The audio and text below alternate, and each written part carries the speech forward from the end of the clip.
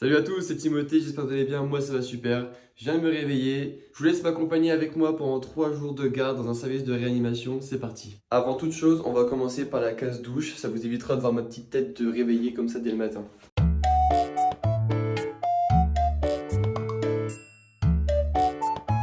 Là c'est le moment un peu galère, mais après je m'en fous, j'ai un cadeau toute la journée sur la tête. Bon, la première étape est finie, par contre il faut donner un petit peu du carburant au bonhomme.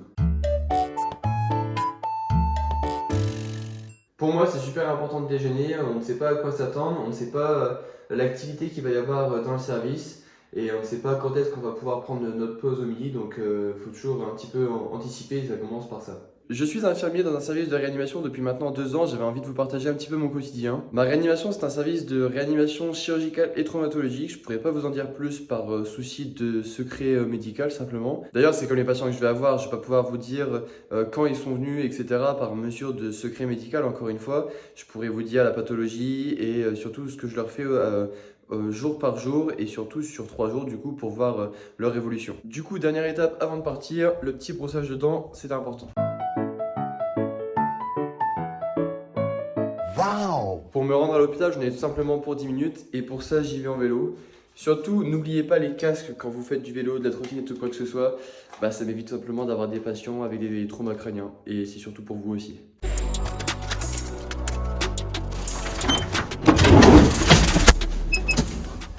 Et là, c'est toujours un petit peu un Tetris pour rentrer le vélo. Avec ma belle tête, avec mon gros casque dessus, mais bon, si ça peut me sauver la vie, je dis pas non.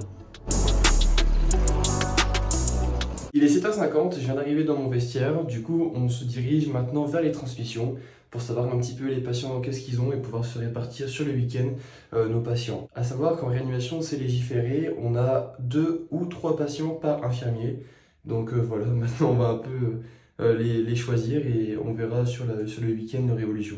Il est 10h maintenant, nous nous sommes répartis les patients. Du coup, j'ai 3 patients pour ce week-end. Alors, qu'est-ce qu'ils ont concrètement? Stop, 2 petites secondes. Je me suis rendu compte lors du montage que ce que je racontais par la suite n'était pas clair et que parfois je n'étais plus dans le secret médical, donc je vais expliquer de manière plus pédagogique. Mon premier patient, c'était une péritonite compliquée, donc des troubles digestifs. Et le digestif, c'est toujours très compliqué à cicatriser. Associé à ça, il y avait des troubles hépatiques et des troubles rénaux. Ça a nécessité que le patient soit dialysé pour l'aider à éliminer. Actuellement, le patient est non sédaté. Il n'est pas intubé, il respire en air ambiant, c'est-à-dire qu'il n'a pas d'apport en oxygène et il est potentiellement sortant sur le week-end. Mon deuxième patient, il est là pour une embolisation de l'artère communicante antérieure. Pour expliquer tout ça, reprenons mot pour mot. L'embolisation, du coup, c'est une technique qui se fait sous contrôle radiologique. Ça consiste à occlure un vaisseau sanguin. Ici, ce que l'on veut occlure, c'est un anévrisme, c'est une dilatation localisée de la paroi d'une artère. On peut le voir ici sur l'image, du haut vers le bas, du coup, c'est l'artère et l'espèce de petite boule sur la gauche, c'est ça l'anévrisme qu'il faut sécuriser pour éviter du coup la rupture d'anévrisme. Ici, son anévrisme se trouve au niveau de l'artère communicante antérieure. C'est l'endroit où les 2 artères cérébrales se relient. C'est donc un endroit très vascularisé, d'où l'importance de le sécuriser. Actuellement, il a aussi des troubles infectieux et respiratoires. Nous avons fait des prélèvements sanguins, des hémocultures, on appelle ça, où en fait on prélève le sang et on fait chauffer à haute température les hémocultures. Et en fait, les germes poussent. Et avec les germes, on arrive à identifier la bactérie et à mettre l'antibiothérapie la mieux adaptée, c'est ce qu'on appelle un antibiogramme. Au niveau neurologique, il a aussi un autre problème, il vasospasme. Le vasospasme, du coup, c'est lié à son opération. Ça consiste à la réduction temporaire du flux sanguin de l'artère, ce qui veut dire qu'il y aura moins d'oxygène et du coup, ce qui peut entraîner une ischémie. Du coup, actuellement, il est intubé, ventilé, mais non sédaté. Ça veut dire qu'il n'est plus dans le coma artificiel. Mon troisième patient, c'était un trauma crânien lié à un AVP, un accident de la voie publique. C'est un acronyme qu'on utilise souvent à l'hôpital. Son gros problème, c'est qu'il était non casqué, d'où l'importance du casque, comme je l'ai dit tout à l'heure. Actuellement, on est en attente que l'œdème cérébral se résorbe. On peut le voir ici à l'image. Le côté gauche, c'est un scanner cérébral normal et le côté droit, c'est là où on peut voir l'œdème. En bas à droite, vous voyez, c'est tout blanc, c'est diffus, c'est ça l'œdème cérébral. L'œdème cérébral, c'est l'accumulation ou un excès de liquide dans les tissus. C'est comme un bleu qu'on pourrait se faire lorsqu'on prend un coup, par exemple, sur le bras et c'est pareil, ça prend du temps pour cicatriser. Là, c'est la même chose. Lui, ce patient-là, il est toujours dans le coma artificiel, il est toujours intubé et ventilé. Du coup, concrètement, après avoir fait les transmissions le matin, qu'est-ce qu'on fait? On fait le tour de nos chambres, de nos patients respectifs, on essaie de voir les médicaments de sécurité, tout ce qui est adrénaline, atropine, etc. On essaie de vérifier le patient comment il est équipé, c'est-à-dire au niveau d'un centre d'intubation, au niveau des différents dispositifs médicaux qu'il a pour s'assurer que le patient est bien conforme. Et ensuite, on fait tout ce qui est thérapeutique, constante, etc. On fait aussi les toilettes. Le matin, on fait les toilettes et on fait un change l'après-midi ou en début de soirée pour l'équipe de nuit. Donc c'est vraiment important aussi de garder ces soins de nursing là parce que c'est des patients qui sont alités 24 heures sur 24. Donc les points d'appui, c'est vraiment important de faire attention à ça pour pas qu'ils se dégradent sur le plan cutané simplement. Allez, je vous laisse, c'est reparti. On se retrouve un petit peu plus tardivement dans la journée. Il est désormais 14 heures. Je suis allé manger vers 11h30 jusqu'à midi et demi, on a une heure de pause. J'ai refait un tour de mes patients juste avant d'aller manger. Généralement, on fait un tour toutes les 3 heures pour tout vérifier, les traitements et les constantes. Là, juste après avoir mangé, les médecins sont passés toute la matinée pour faire le tour des patients et ils font ce qu'on appelle l'AREA. C'est là qu'en fait, ils planifient tous les traitements qu'on doit leur administrer sur 24 heures. Et justement, pour avancer et pour que tout soit dans la chambre, on sort les médicaments sur toute la journée. Donc, c'est ce que je viens de faire sur mes 3 patients. Et là, je m'apprête à refaire un tour en début d'après-midi, puis après la réunion où on se regroupe tous en équipe pour voir un petit peu avec le corps médical et le corps paramédical l'organisation, ce qui est prévu et comment avance la situation de chaque patient. Allez, je continue. Me revoilà du coup, il est 18h30. Qu'est-ce qui s'est passé depuis? Alors, nous avons eu la petite réunion pour savoir un petit peu les patients, qu'est-ce qu'on va devoir leur faire. L'objectif pour mon premier patient ce week-end, ça va être de le garder en attente d'une reprise de sa fonction rénale car on a arrêté la dialyse. Pour mon second patient, ça va être d'effectuer du sevrage sur tube, c'est-à-dire de déconnecter le respirateur au patient et juste d'introduire une sonde d'oxygène dans la sonde d'intubation pour compenser la difficulté respiratoire parce qu'en fait, c'est comme si vous respirez dans une paille. C'est utile pour faire du sevrage ventilatoire pour que le patient respire de lui-même et que ce ne soit pas la machine qui l'assiste pour que son diaphragme reste musclé. On le fait très régulièrement, c'est pour favoriser l'extubation et que tout se passe bien. Pour mon troisième patient, ça va être de baisser les sédations pour évaluer son état neurologique. Donc voilà un peu ce qui s'est passé. Et là du coup j'ai refait un tour à 15h, j'ai refait un tour là de 17h30 à 18h30. De 17h30 à 18h30, on refait l'échange également pour préparer la nuit. Ils seront rechangés durant la nuit pour les frottes, etc., pour éviter les escarres, les points d'appui, etc. Et j'ai fait mes transmissions pour mes collègues de nuit à la fin de mon roulement qui est à 20h simplement. On se retrouvera du coup juste après la fin de cette première garde, à tout à l'heure. Allez, fin de tournage pour aujourd'hui, on se change. Voilà, ça c'est le moment de décompression. En sortant du boulot où tu prends l'air un petit peu pendant 10 minutes. C'est le sas de décompression simplement avant de rentrer chez soi. Allez, on continue Tetris. Bon, ça on abandonne. Hein. Le casque est calot toute la journée, bon, on verra ça plus tard. Du coup, je viens de rentrer à l'instant, j'ai pas glandé, il est 20h14, donc j'ai quitté à 20h, donc comme quoi que finalement j'habite pas très loin de l'hôpital. C'est assez pratique, surtout pour quand je suis de nuit. Comme ça, j'ai pas une demi-heure, trois quarts d'heure de route à faire et c'est pas risqué d'être au volant, etc. Donc c'est vraiment un confort. Généralement, ce que je fais en rentrant, c'est que je vais tout simplement à la douche, ça fait du bien. C'est aussi un sas de décompression, je mets de la musique, je mets des podcasts. Et ensuite, je vais manger parce que j'ai toujours ultra faim. Et puis voilà, c'est important de bien récupérer après une première garde de 12 heures. Là, j'ai fait une garde sur 3 au final. Et puis dans la soirée, j'irai vaguer mes occupations, je vous montrerai un petit peu. Ce qui est super cool aussi en rentrant, c'est tout simplement de changer de chaussures. Et là, j'ai vraiment pris des chaussures top magnifiques. Si ça, c'est pas la classe à Dallas, magnifique. Trêve de plaisanterie, je vais directement prendre une bonne douche et une petite douche froide, ça fait toujours du bien. Je viens de manger, la douche est prise. Voilà, je vais pouvoir passer un petit peu de temps à mes affaires personnelles. Qu'est-ce que je fais concrètement après ma première journée de garde? Déjà, je me repose, je m'économise, j'essaie de pas trop me cramer à faire du sport par exemple le premier jour parce qu'on ne sait pas trop comment va se passer le deuxième et troisième jour. D'ailleurs, on ne sait jamais comment ça va se passer en réanimation. C'est d'ailleurs un argument qui me plaît beaucoup sur ce service. Du coup, concrètement, ce que je fais, c'est simple. Je prends simplement des nouvelles de mes proches. Je regarde beaucoup YouTube, je regarde un petit peu Netflix. Et je passe aussi du temps sur l'ordinateur à faire des montages ou des choses comme ça, à regarder la bourse, c'est d'ailleurs ce que je vais faire là pour cette soirée. Je vais aussi préparer mon sac de sport pour demain soir, parce que demain soir en fait j'ai match juste après ma journée. Ça va être encore une drôle d'organisation, mais c'est comme ça. En plus, je joue contre mes meilleurs potes du basket. Ça fait des années qu'on joue ensemble, et là exceptionnellement cette année j'ai changé de club. Du coup, voilà, ça va être une bonne soirée. Concernant l'organisation, comme je l'ai dit, ça va être chaud. Parce que je quitte à 20h et le match est à 20h. Donc au bout d'un moment, il y a forcément quelque chose qui va trimer. Bien évidemment, c'est le basket. Bien évidemment, la réanimation, je peux pas partir comme ça, laisser des gens avec des pronostics vitaux engagés sans surveillance ou même juste, je peux pas me permettre de dire à mes collègues, bah, venez plus tôt, j'ai mon sport. Non, ça se fait pas. Du coup, j'ai prévenu ma coach, etc. Mais c'est tout, c'est réglé. En plus, le match est à genre 10 minutes de l'hôpital, donc c'est tout, c'est comme ça. Le basket, ça reste mon côté, ça reste le sport, c'est ma soupape entre guillemets, mais ça passe dans un second plan. Du coup, voilà, j'ai préparé mon sac. Comme vous pouvez voir juste derrière, tout est prêt. Au moins, ça c'est fait, on n'en parle plus. J'aurai juste à prendre mon sac demain pour aller au boulot et après le boulot directement aller au match. Et voilà, on peut passer à autre chose. Du coup, concrètement, qu'est-ce qui s'est passé aujourd'hui en bourse? J'aime bien savoir chaque soir un petit peu l'évolution du portefeuille ou suivre juste l'actualité. Mon portefeuille, du coup, a pris plus 1% et il a augmenté de 48,50 €. Bien évidemment, c'est pas tous les jours comme ça, mais j'ai fait des vidéos sur la chaîne dédiée à la bourse, pardon. Si tu veux les voir, je t'invite à les regarder un petit peu sur la chaîne si ça t'intéresse. Du coup, après avoir regardé la bourse, bah c'est bon, j'ai un petit peu fini ce que j'avais à faire. Maintenant, je peux vraiment me dédier à ce que j'aime faire, le montage tranquille. Ça m'apaise, je trouve, de me concentrer sur mes projets personnels autres que mes projets professionnels. Du coup, pour vous montrer un petit peu, ça, c'est mon logiciel de montage avec tous mes rushs. Là, c'est le montage que je suis en train de faire. Et ici, j'ai le rendu sur mon second écran. Je vous laisse aller voir la vidéo sur ma chaîne, c'est le marathon pour ceux que ça intéresse. Il est 23 h maintenant, je vais aller au lit, mais avant toute chose, je veux aussi m'étirer un petit peu. Ça peut paraître bête, mais en fait, les gardes de 12 heures, c'est vachement épuisant.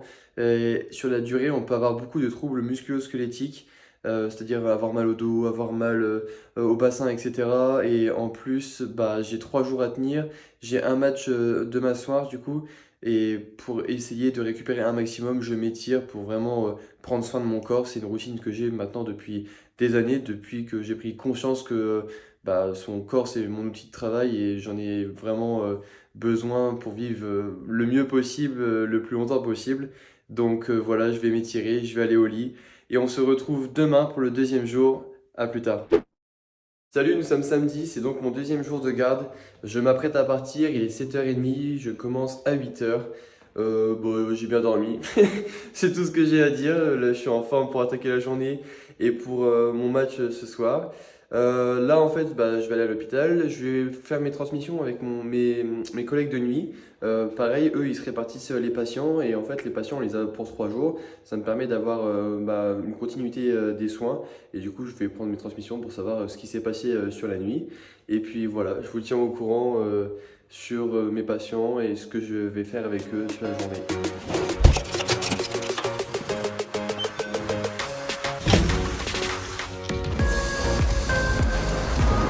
Pour ce deuxième jour, du coup, j'ai pris mes transmissions. Là, il est 11h15, donc la matinée est déjà bien avancée.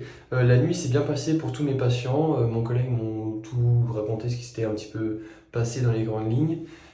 Du coup, bah là, au matin, c'est pareil, on continue, on refait le tour, les constantes, les médicaments, on prépare toutes les seringues sur 8 heures à peu près sur ce qu'on aurait besoin et sur 24 heures pour certains médicaments.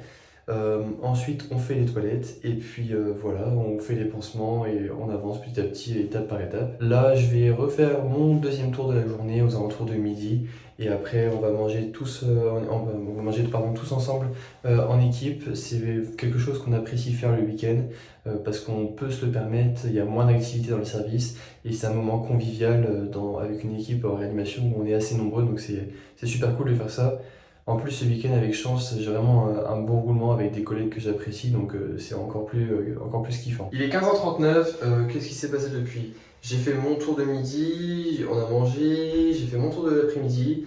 Là, j'avance un petit peu sur les soins avec mes patients. Et puis voilà, aussi ce qui est important, c'est les familles. Donc nous, les familles peuvent venir l'après-midi les voir. Donc c'est ça aussi qui est important pour le patient et les familles, c'est de les voir, de les rassurer et de les renseigner surtout sur les informations cliniques. Du coup, bah, comme hier, il va s'enchaîner le tour de 17 heures à peu près avec aussi l'échange, les transmissions, etc.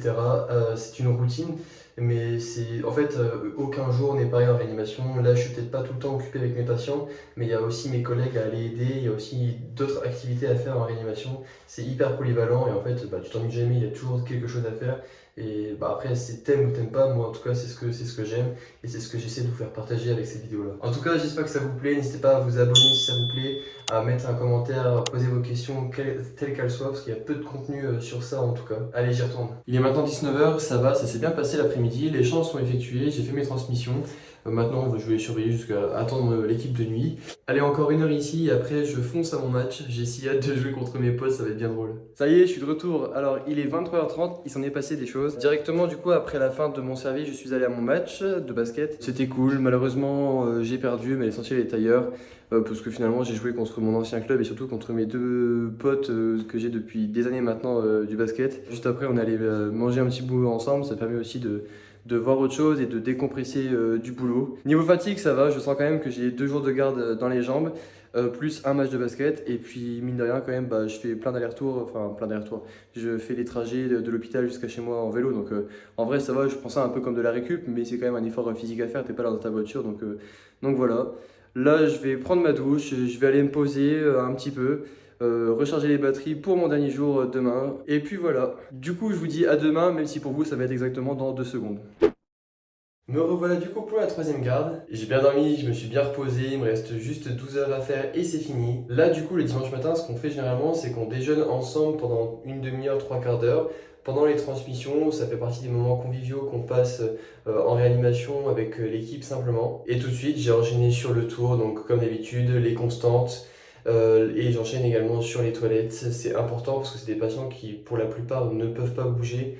Donc il faut vraiment prendre soin d'eux comme si c'était des membres de notre famille tout simplement. Au-delà de ça, le dimanche c'est aussi une journée particulière parce que les familles sont encore plus présentes généralement auprès des patients. Nous ça nous demande pas grand chose, juste de l'organisation pour prévoir les soins et pour prévoir l'arrivée des familles, pour éviter qu'ils attendent trop longtemps en salle d'attente et que nous on soit pas embêtés pour faire nos soins simplement. Donc voilà, c'est une organisation juste à avoir. Le matin généralement ils appellent pour prendre des nouvelles sur la nuit et organiser la visite de l'après-midi simplement. Allez, je retourne à mes toilettes et je vous reprends tout à l'heure. Je tiens à signaler par contre que je peux pas vous montrer grand chose parce que tout simplement j'ai pas le droit.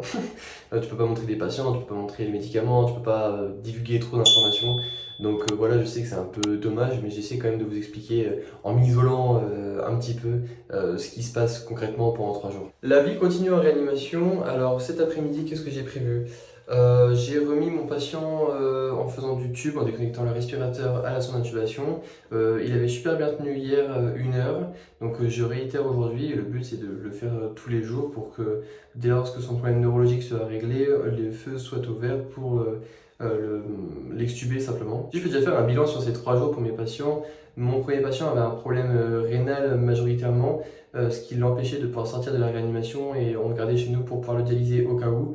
Ça se stabilise, on voit qu'il reprend une fonction rénale, qui reprend à faire pipi simplement et qu'au niveau biologique ça se normalise, donc tant mieux. Mon second patient, au niveau neurologique, c'est stable, ça n'avance pas, ça recule pas. Au niveau ventilatoire, c'est celui avec lequel j'ai fait beaucoup de sevrage sur tube.